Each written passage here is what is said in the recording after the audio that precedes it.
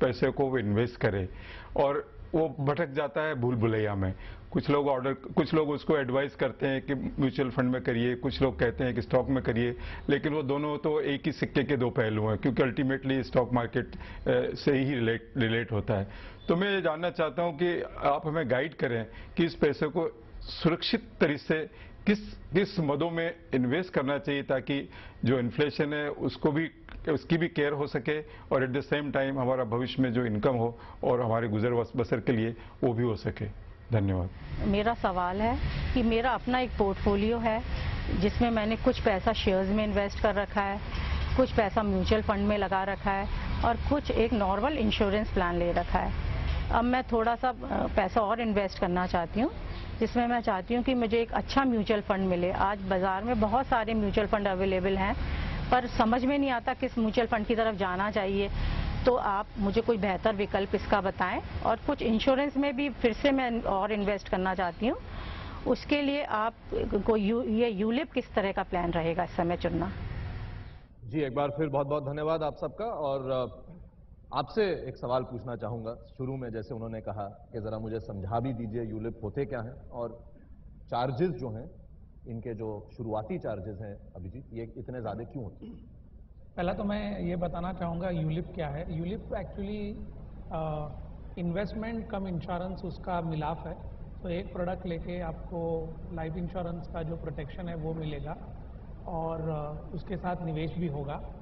और उसमें कई तरीके के प्लान होते हैं जिसमें सिंगल पे आप एक ही प्रीमियम दें और आपको जब चाहिए पैसा निकालिए, subject to certain limitation. Limited पे 2 या 3 साल पे करें या लंबी उम्र 10, 15, 20 साल के लिए पे करें।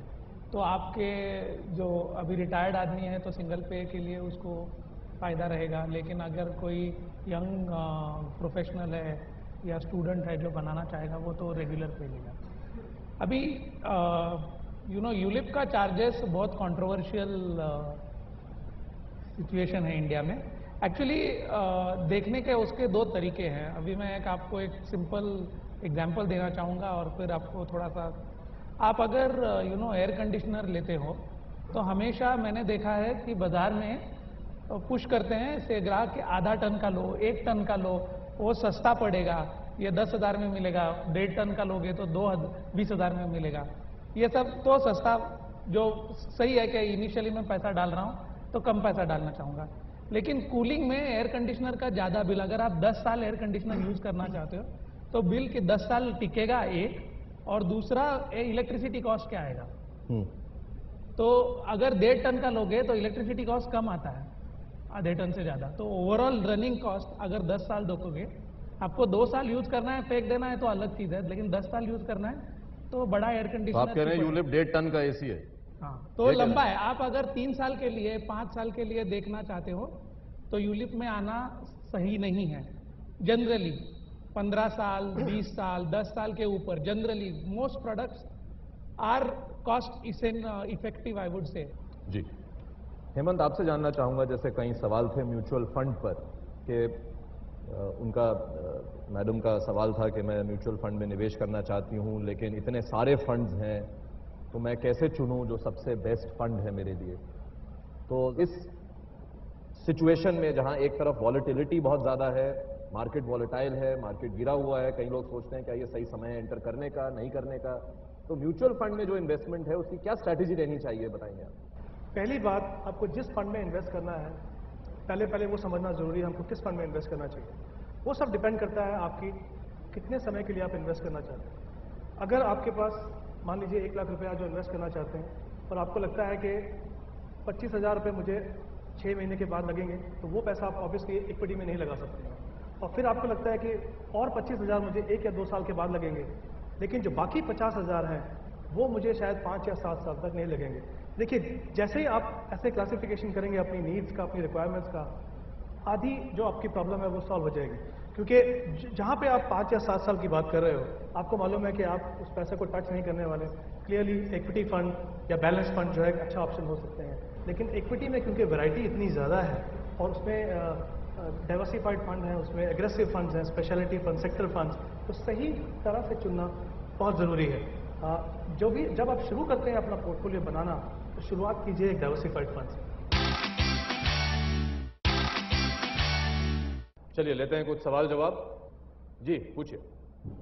म्यूचुअल फंड इन्वेस्टमेंट में जो सबसे बड़ी बात है वो आप बता रहे हैं कि अगर सिस्टमेटिक प्लान आप लेते हैं और सिस्टमेटिक प्लान में आप हर माह अगर पैसा लगाते हैं तो ये जरूरी है कि जितना प्लान आपने इनिशियली लिया है क्या उतना ही रुपया लगा सकते हैं या बाद में अगर आपकी इनकम बढ़ जाती है तो वो रुपया आप बढ़ा सकते हैं? जैसा मैंने पहले कहा, एसआईपी कॉन्सेप्ट का यही एक मेजर एडवांटेज है कि आप शुरुआत कर सकते हैं, उसके बाद जैसे जैसे आपका इनकम लेवल बढ़ेगा आप एसआईपी का अमाउंट्स अपने बढ़ा सकते हैं। ये फ्लेक्सिबल रहता है, आप जब चाहें उसको बढ़ा सकते हैं। हाँ जी, वही एक सबसे बड़ी फ्लेक्सिबिलिटी है। लेकिन एक ही चीज़ का ध्यान रखिए कि हर बार जब आप अमाउंट बढ़ाएं तो उसमें फंड्स ऐड ना करते जाइए, क्योंकि कहीं ऐसा ना हो कि आपको 5 या 7 साल के बाद 15 या 20-25 फंड हो जाए। तो थोड़ा ध्यान, एसेट एलोकेशन का थोड़ा ध्यान रखिए किस तरह के फंड में। एक पोर्टफोलियो में कितने म्यूचुअल फंड होने चाहिए आपके हिसाब से? देखिए डिपेंड करता है साइज के ऊपर, बट एवरेज जो है 8 से 10 फंड तक हो सकता है मैक्सिमम। ये नहीं कि 15-20 ले लिए। नहीं देखिए, और ये जो ऐसा होता है- एनएफओज आए थे इतने न्यू फंड ऑफर सबको बेचे गए, क्या ये सही था गलत था? नहीं, वो तो देखिए ऐसा है, हर फंड हर इन्वेस्टर को सूट नहीं करे, लेकिन जब 10 रुपए का है, आईपीओ है, नहीं, वो सब बिल्कुल गलत है। वो मिथ है कि अगर 10 रुपए में आप खरीदेंगे तो आपको ज़्यादा रिटर्न मिलेगा, 100 रुपए में खरीदेंगे तो कम रिटर्न मिलेगा। ऐसा बिल्कुल कुछ नहीं है। इनफैक्ट रिटर्न्स आपको जो मिलेंगे वो डिपेंड करता है कि आपके फंड के जो पोर्टफोलियो क्वालिटी है वो कैसी है।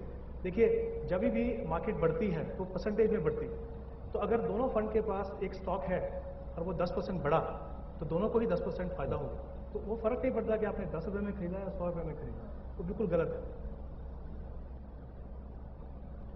वहां पीछे में आप What is the difference between this dividend option and growth option?